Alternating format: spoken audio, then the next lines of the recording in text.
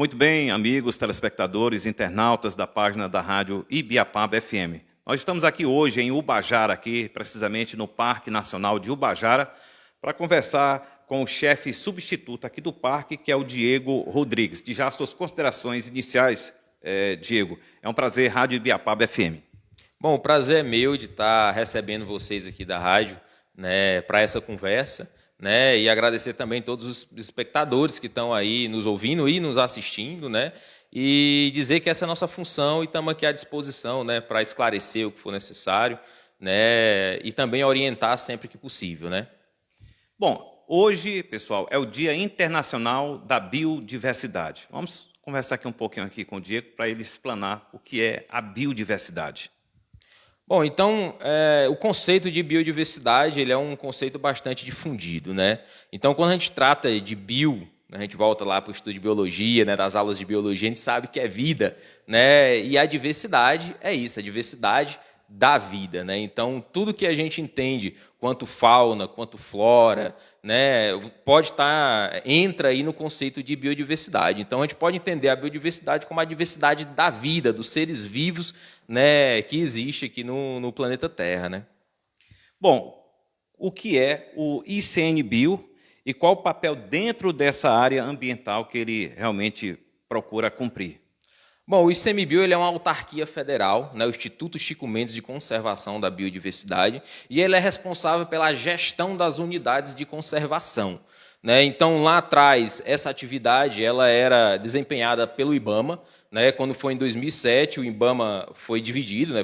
Criou-se o ICMBio, e essa atribuição, que é a atribuição da gestão das unidades de conservação, mais popularmente conhecida como reservas, né? A gestão dessas reservas passou a ser uma atribuição do ICMBio, né? E, bom, a criação dessas unidades de conservação ela é uma das estratégias para a proteção da biodiversidade. Porque como que funciona? São identificados locais sensíveis que têm que ser preservados, né? No nosso caso específico aqui do Parque Nacional de Ubajara, a gente tem uma grande relevância, né, por exemplo, na Gruta de Ubajara, né, na encosta da Serra da Ibiapaba, nessa parte da encosta da Serra da Ibiapaba. Então, são elementos que se destacaram para dizer, não, essa área ela tem que ser preservada. Então, o poder público, que pode ser federal, que é o nosso caso, nível federal, ou municipal ou estadual, vai lá e cria, embasado em estudos, cria uma reserva, cria uma unidade de conservação, né, exatamente para fazer ali a proteção dessa biodiversidade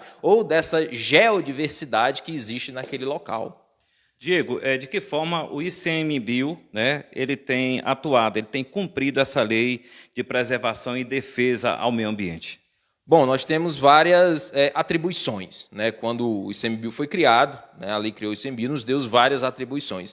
Dentre elas, né, a de gestão da área protegida, né, e aí você pega desde a fiscalização, né, então, uma das ações mais, vamos dizer, enfáticas que a gente atua na proteção da biodiversidade são as ações de fiscalização, né? Então, a gente coíbe e combate nessa área do Parque Nacional ou no entorno, também do parque, também é competência nossa, tanto a fiscalização em relação à caça, em relação a desmatamento, né? A gente tem também o uso de recursos, né? Da geodiversidade, como eu falei, né? Dependendo do lugar, mas aqui na região o que a gente mais atua nesse combate geralmente é caça, né? E desmatamento, né? Bom, qual é a área de atuação do ICMBio? Bom, nossa área é as unidades de conservação diretas, né? Porém, a gente atua também na área de entorno, porque muitas ações que são realizadas na área de entorno pode ter impacto direto na unidade de conservação. Vamos dar um exemplo aqui, o cara faz a instalação de um determinado empreendimento fora da UC, mas aquele empreendimento ele contamina uma água que vem para dentro da unidade, para dentro da reserva. Então, isso é competência nossa. Então, a atuação do ICMBio ela está para as unidades de conservação. Ou seja, qualquer atividade que possa afetar a unidade de conservação é competência do ICMBio de estar agindo. Bom, desses crimes que geralmente são cometidos, né, que no caso aí prejudica o meio ambiente, qual o mais que vocês têm notificado? Qual é desses crimes que vocês mais notificam, que vocês mais encontram? Geralmente as maiores autuações estão relacionadas ao desmatamento, né? Não que seja, vamos dizer assim, a pressão principal. Por quê? Porque o desmatamento a gente consegue mais identificar e apurar a responsabilidade. A caça é bem mais difícil. Também há uma pressão muito grande relacionada à caça aqui na região, né? É um hábito que as pessoas têm de caçar, né? Prender passarinhos, fazer a caça mesmo com cachorro e tudo. Mas esse é mais difícil da gente conseguir atuar, porque a gente só consegue pegar em flagrante, alguma coisa nesse sentido. Já o desmatamento, como você falou na questão de notificação, né? Ou autuação, é onde a gente consegue ter um maior êxito. Porque quando a gente chega lá, o desmatamento está ali, a gente consegue identificar quem provocou aquele desmatamento, aquela extração, e consegue fazer o procedimento de atuação, né? Bom, nós estamos aqui conversando aqui com o chefe substituto do Parque Nacional de Ubajara, aqui no estado do Ceará, o Diego Rodrigues. Diego, o que é que representa um flagrante, digamos assim, de uma pessoa que esteja cometendo algum tipo de crime, principalmente esse crime digamos, pescar fora de época, essa questão da caça, o que é que isso representa economicamente e penalmente para essa pessoa? A gente tem alguns fatores que a gente tem que considerar. Primeiro, que o seguinte, muitas dessas atividades não é que elas, vamos dizer assim, elas são crime por elas estar sendo realizadas. Muitas vezes, ele está infringindo uma norma administrativa ali porque ele não pegou uma licença ou uma autorização, que é a competência do próprio órgão público emitir, né? Então, às vezes, como eu estava falando, por exemplo, da parte do desmatamento, às vezes o cara faz o roçado dele lá, o ato de fazer ali, muitas vezes, não é um crime, mas porque ele está fazendo sem a devida autorização, aí sim ele infringiu, né, um regulamento, né, uma norma, e aí ele está sendo autuado por isso, né? Mas, geralmente, quando se há um crime ambiental, o cidadão ele responde em 3 esferas, que a gente fala, né? Ele responde na esfera administrativa, que aí é competência, quando é a gente que faz essa autuação, é competência nossa fazer a apuração administrativa, ou pode ser a SEMAS, pode ser o IBAMA, pode ser o órgão municipal do meio ambiente, essa é a competência administrativa. Ele tem a responsabilidade civil, né, de responder e reparar o dano ambiental que ele cometeu, e também, a depender da infração, é um crime, né? Então, quando é o crime, vai para a esfera jurídica, né? Então, ele vai responder junto ao Ministério Público, né? Muitas vezes, quando a gente faz a autuação, nós somos obrigados, o órgão ambiental, quando ele faz uma autuação, ele é obrigado a comunicar ao Ministério Público. E aí o Ministério Público analisa e ele vê se ele denuncia ou não à Justiça, né? E aí, dependendo da avaliação do Ministério Público, ele pode denunciar à Justiça e também isso vai para a esfera criminal, né? Então, assim, a gente diz que na área ambiental, a responsabilização ela tem esses 3 eixos. Ele é responsabilizado administrativamente, que aí são os órgãos da administração executiva que faz essa apuração, ele é responsabilizado civilmente com a obrigação que ele tem de reparar o dano ambiental e também pode ser juridicamente ali, né, responsabilizado, né, acabar indo ter que responder isso no juiz, né, através de uma denúncia do Ministério Público. Bom, de que forma a população, uma pessoa pode contribuir para que vocês possam atuar cada vez mais nesse combate, principalmente nesses crimes ambientais?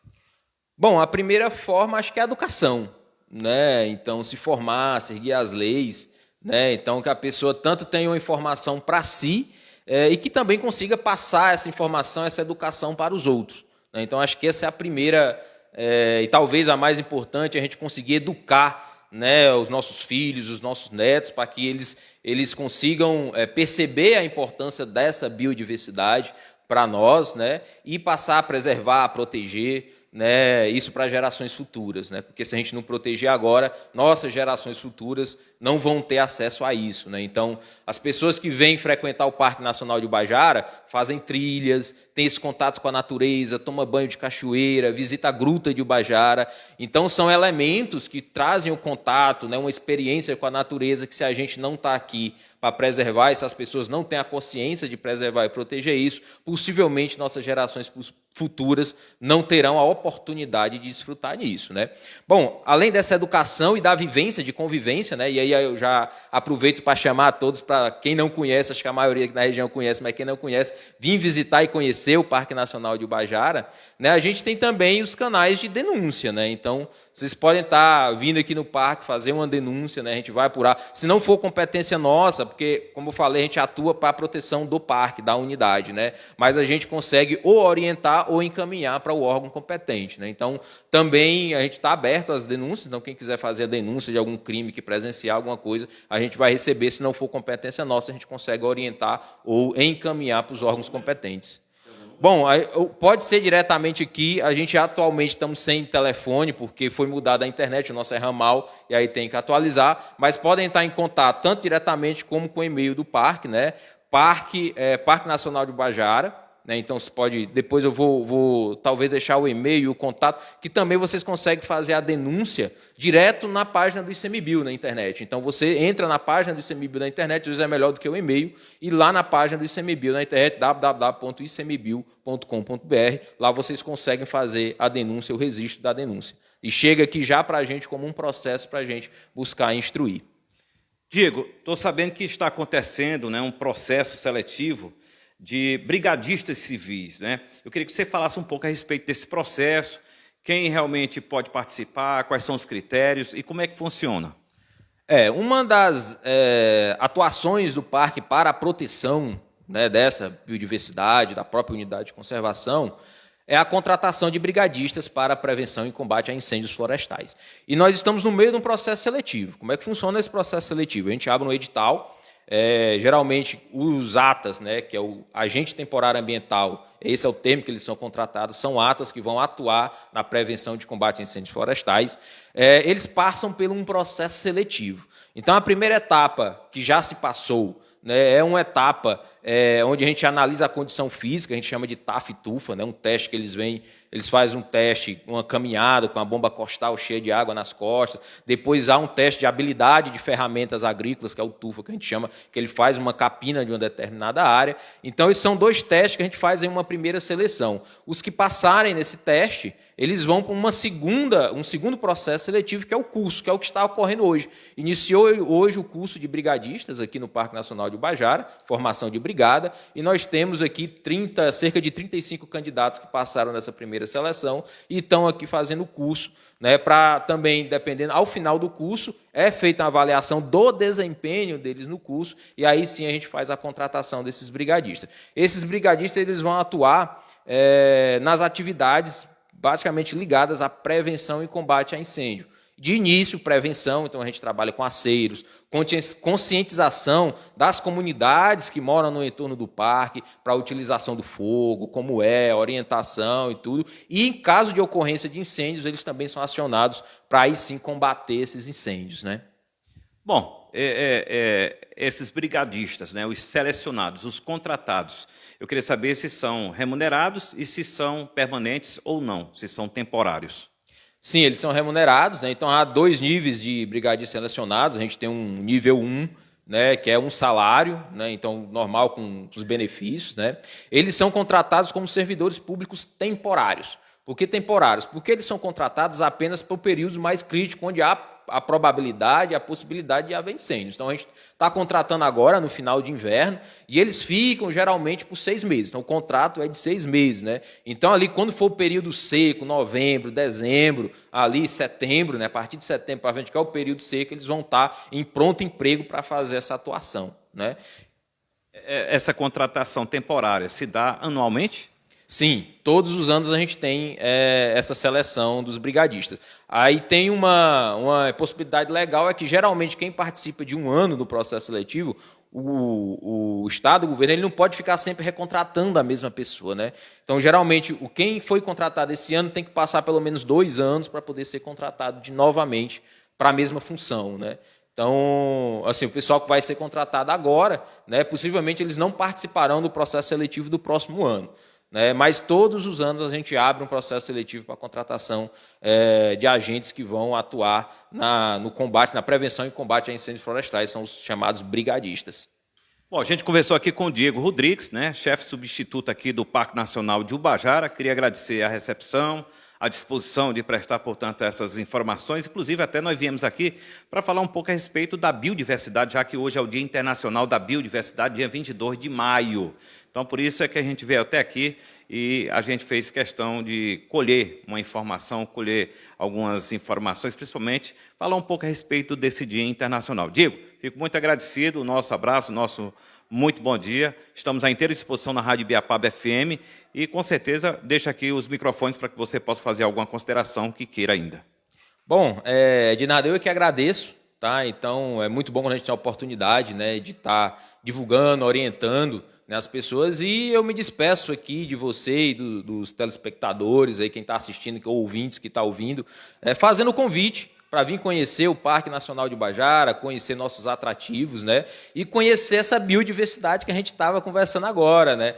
Então, vamos dizer assim, a gente não protege o que a gente não conhece, né? Então, uma frase muito dita na área ambiental, né? Para você proteger, você tem que conhecer. Então, fica aqui o convite para todos da região, todos os ouvintes, os telespectadores, quem não conhece o parque, vir aqui no Parque Nacional de Ubajara conhecer, fazer nossas trilhas, tomar banho na cachoeira, nas cachoeiras, né?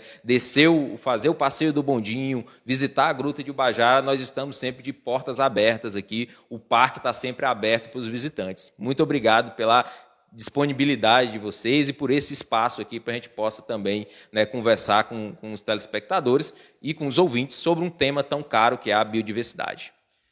Muito bem, com imagens de Riquelme Rodrigues, Ednardo Pinto, diretamente aqui do Parque Nacional de Ubajara para a nossa rádio Ibiapaba FM. Lembrando que logo mais ao meio-dia nós teremos aí a replicação dessas informações, dessa entrevista que a gente fez com ele aqui, com o nosso amigo Diego Rodrigues, que é o chefe substituto aqui do Parque Nacional de Ubajara.